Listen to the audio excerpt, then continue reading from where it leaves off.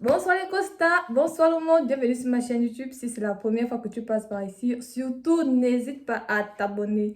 Je suis Richesse Larusse, étudiante gabonaise à l'Université médicale de Perm. Aujourd'hui, on vient répondre à votre question. Pour la première fois...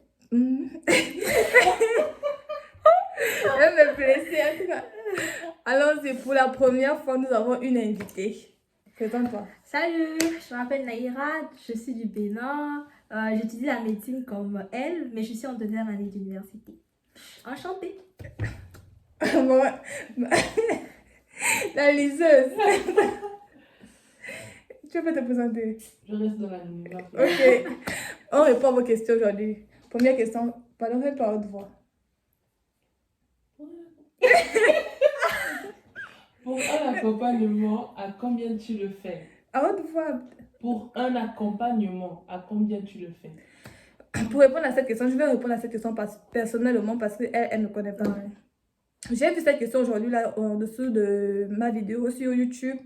Et comme on le dit souvent, l'argent n'aime pas le bruit. Si tu veux connaître le prix de l'accompagnement, je pense que mon numéro est déjà sur ma chaîne YouTube. Tu prends mon numéro, tu m'écris en inbox et là-bas tu auras le prix exact. Deuxième question. Comment sont les dortoirs étudiants en Russie? Bon, Commence. je te laisse commencer. Parce que moi, c'est un peu long. Oui, les dortoirs étudiants sont vraiment, je ne sais pas quoi dire, très mauvais, sales. Non, Ça ne dépend dis de pas ça. l'endroit. Je suis désolée. Laisse-moi parler. Ne l'écoutez pas. Non, laisse-moi parler. Ok. Tout dépend des villes et tout dépend des universités. Il y a certains dortoirs, hormis même le fait que les gens qui y vivent sont très sales, la construction elle-même d'abord n'est pas bonne. Je dis la vérité. Il y a certaines personnes qui m'écrivent comme ça, qui me disent là où je suis là-bas, même la chambre elle-même n'est pas bonne en fait. Les murs sont sales et tout. Il y a des gens, une fois ils arrivent, ils sont obligés d'investir sur la chambre, ils payent la peinture et tout, ils sont obligés de refaire. Hormis même le fait que les gens qui y vivent sont sales, l'auberge lui-même d'abord n'est pas agréable en fait. Et si on m'avait dit que les Arabes étaient sages, je n'allais pas y croire. Vous avez vu l'os l'os de poulet dans le toilette. Vous avez vu ça? Sérieusement? Est-ce que ça va pas? Ok.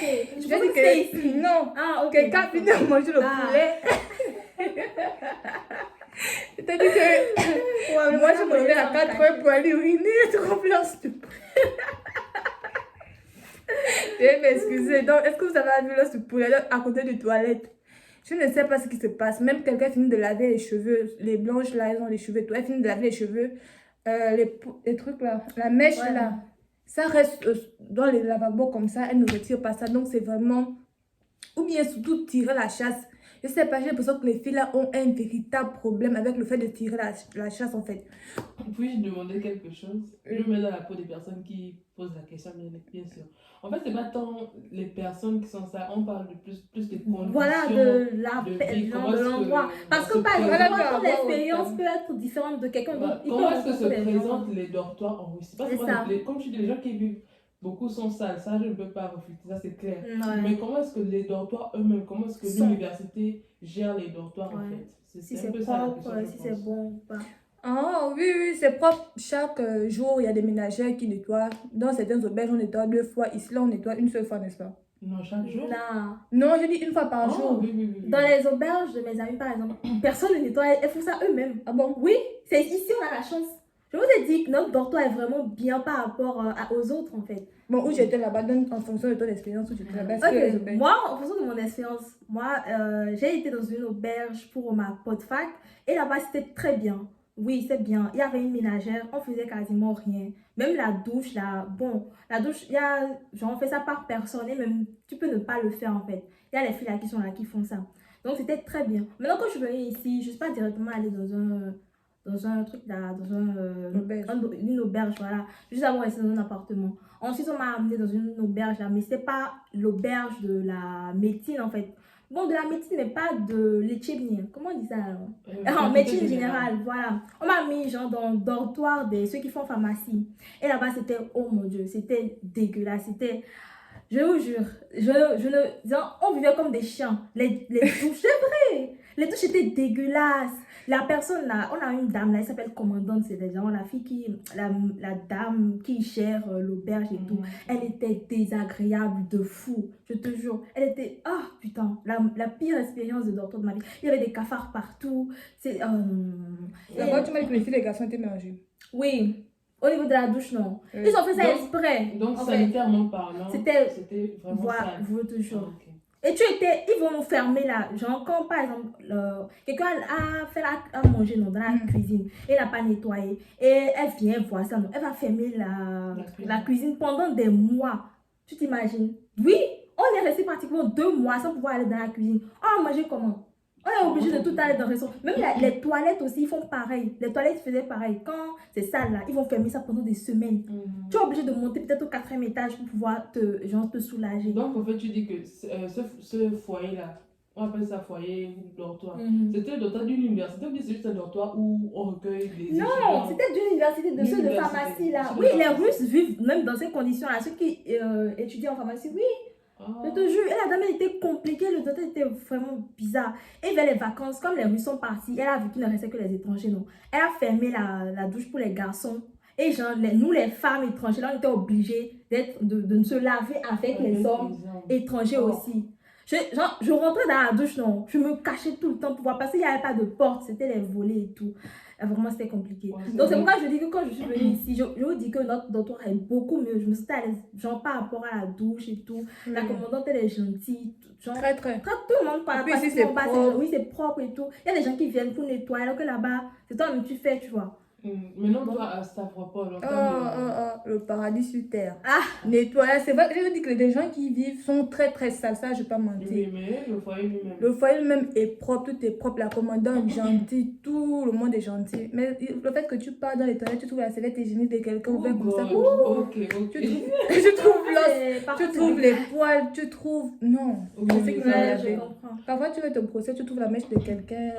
Donc, pour résumer, en fait, tu peux tomber sur des foyers propres. Oui, tu peux aussi... L'organisation et tout Ouais, est propre. ouais. Comme tu peux tomber sur des foyers où Exactement. personne ne tient compte de l'organisation, C'est ça. c'est sale et tout. Mais en général, Ça non, dépend. les dortoirs pour Sont de la médecine là, sont souvent abordables, propres. acceptables, Ouais. propres. Mais les autres, si tu fais génie civil et autres là, c'est la saleté. Ça Ça sent. Bientôt ça. Ok. Troisième question. Est-ce que c'est bon de dormir avec une autre personne dans la même chambre? Je comprends pas la question en fait. Non, genre la colocation quoi, si c'est bon Oui, ou pas. oui, mais... Pour Non, répondre à ça, tu commences. ok, je vais commencer. Parce que toi, tu as failli. Je souffre! Non, Je suis perturbée.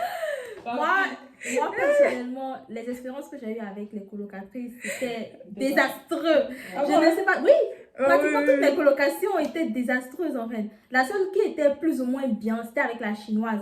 Ce qui n'a pas marché, c'est juste notre amitié. Sinon, en termes de colocation, on était vraiment bien, on se comprenait et tout. Chacun faisait sa vie. Mais bon, mais pratiquement, c'est la chance en fait. On ne peut pas dire ce qui est bien ou pas parce que ça dépend de la personne qui sera avec toi. Je ne peux pas dire que ce sera bon ou pas. En tout cas, je vais dire... Bon, elle est gentille. Elle est trop bien. J'ai tombé sur une légère maintenant. Elle a fait Non, comment? je n'ai pas dit qu'elle est mauvaise.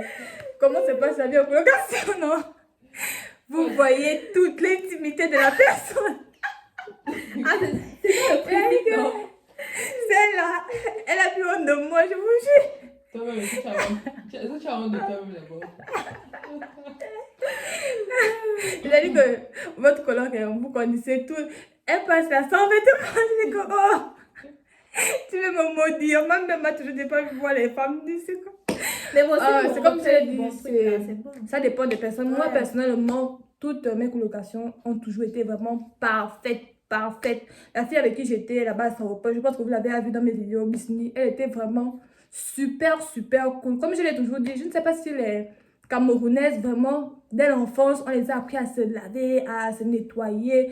Elles sont vraiment propres. À un moment donné, j'avais même déjà la honte parce que personnellement, moi je ne suis pas du genre à me réveiller à 7h, aller d'abord faire le lit. Oui, je ne suis pas le genre de personne à me réveiller à 7h, faire le lit, aller prendre le bain, prendre le petit déjeuner, avant de dormir, revenir faire. Bismi était comme ça, ma coloc de chambre était comme ça. Quand elle se lève le matin, elle fait son lit, elle balaye la chambre, elle se va prendre. Avant de dormir, elle peut encore prendre. À un moment donné, j'avais honte, obligée de faire ça aussi, obligée de copier comme elle. Pour moi de bonnes habitudes. Voilà. Ouais, ça par contre, je peux relater parce que j'étais avec les Russes là. Elle était animale, genre, elle était encore plus stricte que la. Je vous ai dit ça, non? Ouais, elle était maniaque, genre. Tout doit être propre. C'est qu'avec moi, j'ai commencé par être vraiment très très propre. À me lever, à me laver. Genre, tu vois. Okay. C'était. Mais bon, maintenant, la vie avec Faïza. Non, personnellement, c'est vraiment une. Déjà, en ce qui concerne la personnalité et tout, parce qu'il y a aussi ça. Peut-être vous ne mangez pas la même nourriture et tout. Le fait qu'on vient déjà du même pays, qu'on a. Ça facilite. Les mêmes traditions. Hein. Ouais. Donc, ça facilite déjà. Et en ce qui concerne la propreté, parce que vous pouvez venir du même pays, mais l'autre n'est pas propre. Vraiment. Elle est propre. Et en fait, j'ai l'impression que je suis toujours la seule. En fait. Je reviens de l'université, je trouve qu'elle a nettoyé la chambre et tout. Donc, je me dis toujours, bon, la prochaine fois, je vais lui montrer de quoi je suis capable, mais il n'y a jamais de prochaine fois. Chaque fois, c'est toujours elle. En ce qui me concerne personnellement, d'accord, on a compris. Ok, moi, ce que je voulais ajouter, c'est que la vie en colocation n'est pas facile. Comme elles ont pu dire, tu peux tomber sur une personne qui a un caractère qui ne te correspond, qui ne te convient pas en fait. Mais tu sais que tu es là pour une raison. Exactement. Tu es là parce que voilà, tu vis au foyer, je ne sais pas comment, mais il faut juste faire des compromis en fait. Pas besoin de rentrer en engueulade avec les personnes avec qui tu t'entends pas bien. C'est pas nécessaire. De toute façon, on vient là, c'est pour dormir, manger. Voilà. On n'a pas le temps. Étudier et puis avoir le diplôme et disparaître en fait. Ok, quatrième question. C'est possible de payer ses études en plusieurs tranches? Je vous laisse. Alors ça, je répondrai après richesse. Et en ce qui concerne, est-ce que c'est possible de payer ses études en plusieurs tranches? Oui, c'est possible. Vous pouvez payer en 2 tranches, en 3 tranches. Tout dépend de votre université et de votre ville en fait. Tout dépend du contrat que vous allez signer avec l'université, sur quoi vous allez vous entendre. C'est tout ce que moi je peux dire. D'accord. Moi, pour mon expérience personnelle, étant donné que je ne suis pas boursière, l'université à laquelle j'ai étudié ne m'a jamais mis la pression dans le sens où tu dois payer obligatoirement toute la somme ou bien 2 tranches, non. Mais c'est juste qu'à la fin de l'année, s'ils se rendent compte que tu n'as fait aucun virement, ils sont capables de t'empêcher de faire des examens, de passer des examens. Donc, il faut penser à payer avec des tranches raisonnables qui feront que avant la période des examens, tu ne sois pas au rouge en fait. Donc, comme elle disait, ça dépend des universités. C'est vrai. Et moi, personnellement, je suis boursière, hein, donc je ne connais pas. Elle aussi, elle est boursière. J'ai aucune idée. D'accord. 5e question. Comment se passe la procédure pour immigrer en Russie? J'ai déjà fait plusieurs vidéos en ce qui concerne la procédure pour immigrer en Russie. Mais j'ai l'impression que cette question, elle revient, raison pour laquelle je l'ai mise dans la liste des questions. Pour immigrer en Russie, il faut forcément avoir un diplôme en fait. Ceux qui m'écrivent me disent, oh moi j'ai eu le CEP, j'ai fini en 3e, j'ai fini en première, c'est pas possible. Il faut avoir un diplôme. Le premier diplôme c'est le baccalauréat. Minimum, il faut avoir le baccalauréat. Si vous avez le baccalauréat, la licence, le master, tout ça, c'est une bonne chose. Il faut avoir le baccalauréat et un passeport. Maintenant, en ce qui me concerne, si vous voulez immigrer en Russie par mois, ces documents-là, baccalauréat, on suppose que vous voulez faire le cycle de licence. Le baccalauréat et votre passeport, vous devez me l'envoyer. J'enverrai ce document à l'université. Si l'université vous accepte, vous devez payer la moitié des frais d'inscription, 370 000, avant d'avoir l'invitation de l'université. Ça, je suis fatiguée de le répéter. Parce que plusieurs personnes pensent qu'elles vont payer la moitié des frais d'inscription lorsque l'invitation sera disponible. Non, c'est avant. Si vous voulez que l'université commence dans les démarches pour vous obtenir l'invitation, vous devez payer la moitié des frais d'inscription. Et comme je vous l'ai dit, avec les sanctions de la Russie, là, c'est pas possible que vous-même, depuis votre pays, vous puissiez payer la moitié des frais d'inscription. Il faut forcément que je puisse le faire. Maintenant, si vous n'avez pas confiance en moi, ça ne vaut la peine de m'écrire. Et lorsqu'on va parler du côté finance, vous allez désister en fait. Bref, c'est ce que je peux... D'accord. Dernière question. Comment peut-on, durant nos vacances, comment peut-on gagner? Comment? De l'argent. Combien? Excusez-moi, combien peut-on gagner durant nos vacances en travaillant? Ça, tu sais que ça fait rire. J'ai compris ça aussi. Combien, la personne demande combien on peut gagner durant nos vacances, non? Oui. C'est ça la question, bon. je suppose. Ça fait rire. Nous trois, là, on a travaillé à la boulangerie. Expérience, Ça hein. a été une horreur. Moi, j'ai même fait 3 jours. Elle a fait. Non, non, maman, tu avais raison. Qu'après le premier jour, tu as dit que tu ne viens Je plus. ne peux plus. C'était vraiment horrible. Le travail à la boulangerie, vous avez peut-être dit que vous êtes des feignasses, vous êtes des filles à papa, Non, c'est pas à ça, maman c'est pas ça. et tout. Mais le travail vraiment à la Bon, boulangerie. moi j'ai une question pour mieux organiser les réponses. Quels sont les jobs que vous avez déjà fait en Russie? Moi je sais que toi tu as travaillé à la Moi, j'ai poissonnerie. travaillé à la poissonnerie. Moi, à Stavropol, j'ai travaillé à la poissonnerie. Là-bas, c'était vraiment top. Le travail commençait à 8h et finissait à 17h. On avait une pause de 1h et une pause de 1h30. Vous voyez déjà que de 8h à 17h, c'est bien non. Et puis, ça payait 1500 roubles. C'était vraiment cool. Le travail là-bas était cool. Donc, si quelqu'un, je sais pas, si pendant tes vacances, tu as peut-être, on va dire, 60 jours de congé. Si tu multiplies 60 jours par 1500 roubles, tu vois que tu auras beaucoup. Bien 60 jours par 2000, 3000 roubles. Tout dépend. Généralement, les filles vont au sud chercher, travailler et tout. Mais lorsque tu es dans les débuts ne sont généralement pas faciles. C'est pas facile. Tout le monde, voilà, les gens vont vouloir te tricher et tout. Tu vas aller avec les anciens. Comme moi je dis toujours, lorsqu'on est lorsqu'on est débutant dans quelque chose, il faut accepter que nous sommes des débutants en fait. Il ne faut pas essayer de savoir que je vais gagner combien, je vais faire combien, qui m'escroque quoi, qui me fait ceci. Parce que si tu vas aller avec quelqu'un, si tu veux que quelqu'un t'accompagne, là je donne ce conseil aux filles en fait, avec qui vous allez partir. Je ne dis pas d'aller jeter votre tête pour dire que voilà, bouffe-moi. Mais c'est pour dire que la première année, accepte qu'on te bouffe, accepte de te faire voler pour que la deuxième année, voilà, toi-même tu vas partir avec tes propres moyens en fait. Mais au sud là-bas on fait quoi? Est-ce que eux ils savent? Au sud là-bas on tresse, oui, on tresse, on fait la manicure. Je pense que le plus c'est tressant en fait, c'est tresser. Donc lorsque tu vas avec quelqu'un qui part derrière là-bas tout le temps, qui connaît comment payer le logement, comment faire pour manger, comment faire, la personne va peut-être te dire, par exemple, je vais te donner 1000 roubles. 1000 roubles c'est vraiment petit, ce n'est rien. Même 2000 roubles c'est petit. Pour quelqu'un qui s'est tressé, on m'a dit que là-bas les filles gagnent 5000 roubles par jour. Mais lorsque tu ne connais pas comment faire, tu n'es jamais parti là-bas, moi je te conseillerais de partir. Comme ça, la deuxième année, voilà, la deuxième année, tu n'auras plus besoin de cette personne-là. Tu partiras de tes propres moyens, en fait. Faites très attention. Les anciennes, ce sont des voleuses. J'ai une expérience avec une ancienne là. Elle m'a payé, elle et moi, c'était entendu que j'allais travailler pour elle. Elle devait me payer 500 roubles. 500 roubles, déjà, c'est pas grand-chose, mais je ne faisais pas aussi grand-chose. Je n'ai pas envie de dire ce que je faisais, sinon elle va se reconnaître. Et comme j'ai décidé de laisser passer, de laisser couler de l'eau, en fait. On s'était entendu sur 500 roubles. Je prenais le bus tous les jours. Je prenais le bus de 17h et je quittais chez elle là-bas à 6h, imaginez-vous. On s'est entendu sur 500 euros. Pour moi, 500 euros, c'était beaucoup parce que je n'avais pas d'argent, j'avais besoin d'argent. Et figurez-vous qu'elle m'a payé 190 roubles. On s'est entendu sur 500 roubles. J'ai peut-être travaillé 10 jours. Déjà que 500 roubles, c'est rien. Déjà que 500 roubles, c'est pas grand-chose, mais comme j'avais besoin d'argent, j'étais obligée. Elle m'a quand même payé 190 roubles. Parce qu'on doit me payer, elle m'a payé un truc comme 250. Soit on enlève les 30 roubles, les 60 roubles du taxi aller-retour. Ça faisait du genre, j'avais travaillé 190 roubles. J'étais vraiment déçue. J'étais vraiment. Je vais prendre des dates nationales, sinon on va se connaître. J'étais vraiment déçue. J'ai dit que non, si c'est comme ça, j'ai dit je ne veux plus. À chaque fois qu'elle m'appelle, j'ai dit j'ai mal à la tête, j'ai mal aux yeux, j'ai mal. Donc, c'est pour vous dire que les anciens, là, vous allez voir, lorsque vous ne connaissez pas la personne, elle sera gentille avec vous et tout, c'est pour vous voulez. Donc, c'est pour ça que j'ai envie d'ajouter, excuse-moi si je te coupe, c'est qu'il faut être genre vigilant et se renseigner avant même d'accepter un travail en fait.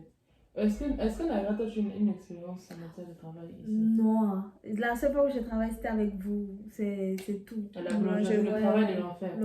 Ok, moi mais je compte travailler. Il n'y a pas de problème. Moi, j'ai plusieurs expériences de travail, mais je n'ai jamais travaillé dans une durée de temps longue en fait. Alors, le premier travail que j'avais fait, c'était la plonge, je pense. J'avais fait la plonge. J'avais juste fait une fois. J'avais juste fait la plonge.